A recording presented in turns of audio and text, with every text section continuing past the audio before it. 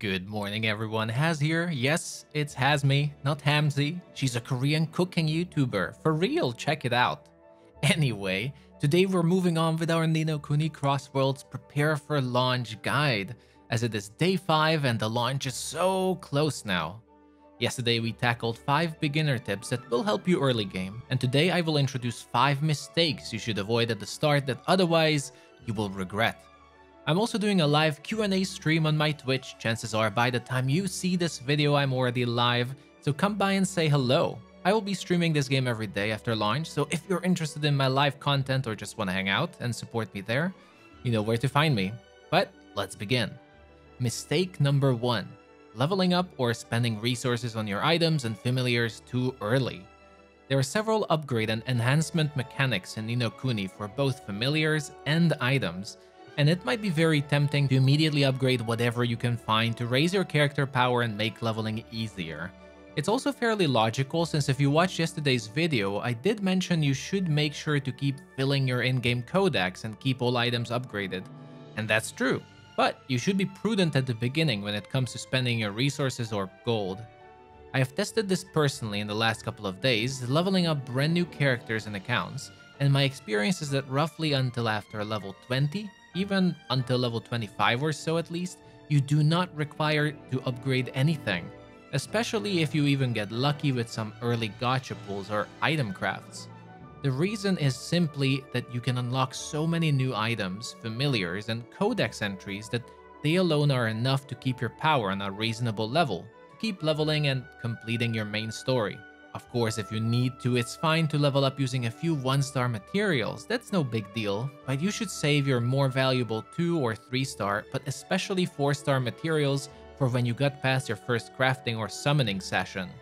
Depending on if you skip dialogues and rush or take your time and enjoy the game, reaching level 25 will be either your first few hours or your first few days, and it will be enough to gather enough resources and tickets to do a couple of weapons and armor crafting, but also to do a couple of gacha pulls. Until then, you should avoid spending anything on your 1 and 2-star items because honestly, you won't be using them, and you never know how lucky you will get with your first crafting session. In fact, I'm pretty sure everyone will reach their first pity for a guaranteed 3-star item even if you're unlucky. So TLDR, don't level up or strengthen items. If you really need more power, try to only evolve them since you will be doing that anyway, and wait until you are either forced or you got your first 3 or 4-star equipment.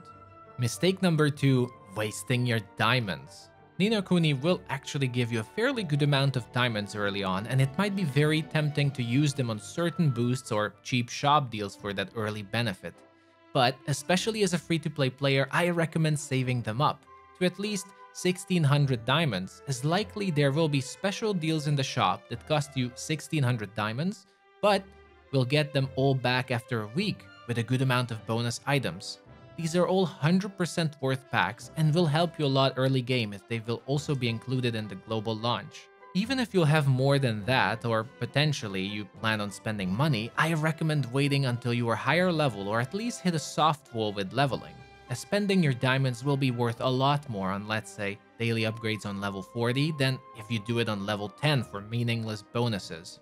One of the most recommended ways of spending your diamonds according to Korean players will be to use them on refreshing your daily training dungeons, such as the familiar or equipment dungeon, as these modes are the prime source of gaining upgrade materials for your characters, and while they are a bit expensive, refreshing them with diamonds is one of the better ways of spending your valuable premium currencies. Diamonds can also be earned completely free to play through various activities, but one of the fixed ones will be the Familiar Expedition, where you send out teams of your familiars and mini battles across a fantasy map. This game mode starts relatively small, but over time as you level it up, the rewards also level up, and you'll gain up to 200 diamonds a day if you're lucky with the random material spawns. Mistake number 3, spending your potions too early. There will be several potions you'll earn in the game that increase the rate of either experience gain, item drops, or resource drops, etc. by up to 700%. These potions are extremely valuable and rare, and by the way, you will get more for free if you join the official Discord and help with the Countdown to Launch event, link in description. But these potions are extremely rare, and you should be careful on when to use them. Likely the best place to use them and grind will be the so-called Chaos Dungeons, which are specifically designed for grinding.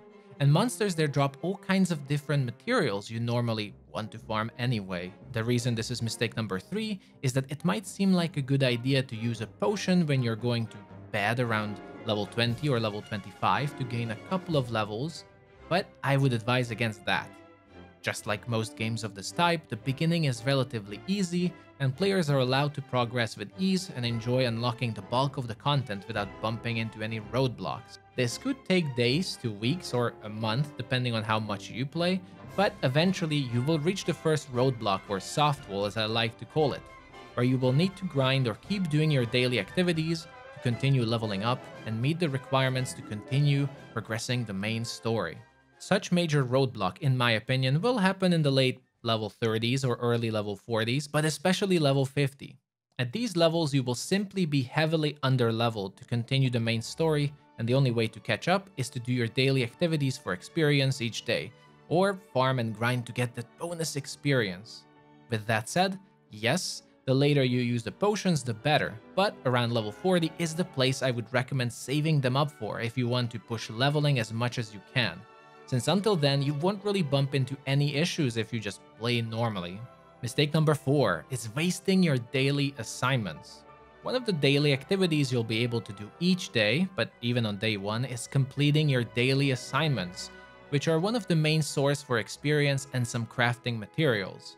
The main story will unlock this feature fairly early and will even force you to complete a task for teaching you how it works. It also has automatic mode and even a rush option to pay fast for completing them, and it will be incredibly tempting to just quickly get them done with and go on with playing the game. I personally recommend not doing so. In fact, if you know you will be gaining at least 1 level, or especially if we're talking about multiple levels like at the beginning, I recommend saving up completing these daily assignments as the last thing you do that day, or if you're stuck. The reason is simple. Since they are one of the main sources of experience, naturally they scale very well with your levels, and the higher level you are, the more experience you will be rewarded. And so in my opinion, the best way to approach them is to complete them when you think you won't be gaining any more levels that day, to reap in the maximum amount of points for your accounts. This is pretty important, as there will be minor roadblocks like I mentioned earlier, like around level 26, where you'll need half a level for level 27 to continue the main story, but if you saved up your assignments until then, it will be an easy solution to just complete these. These assignments also have multiple rarities, and if you're lucky, you can stack up a few epic level assignments to reap the big rewards.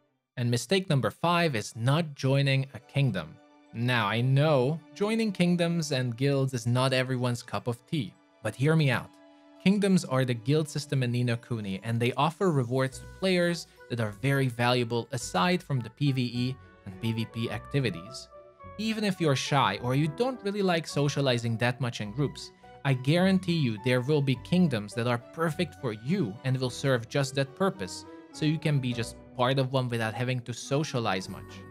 The reason I highly recommend joining a kingdom no matter what is that kingdoms also sell multiple limited rewards every day that you can buy for kingdom coins, such as experience, yes, and a good chunk of it, upgrade materials, and one of the rarest resources, familiar gummies for strengthening.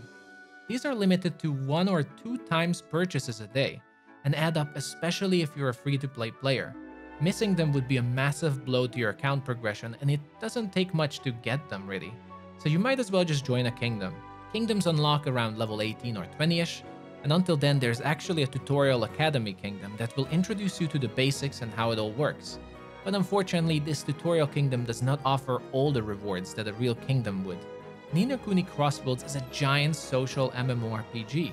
Not only is it open world where you can meet hundreds of other players, but their kingdom system encourages making friends and connections with others, either through competitive 50 versus 50 PvP modes, but even fun casual turret defense modes in your kingdom, or dungeons that are only available for you and your guildmates. These activities are really fun and exclusive, and even if it's just a smaller kingdom you prefer, I recommend finding the one you feel you would enjoy the game in.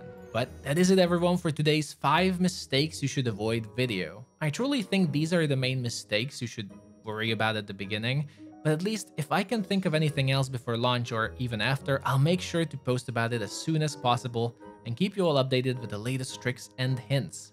2 more days, everyone. I so can't wait, and I really hope you'll love the game, as I think it's incredibly fun.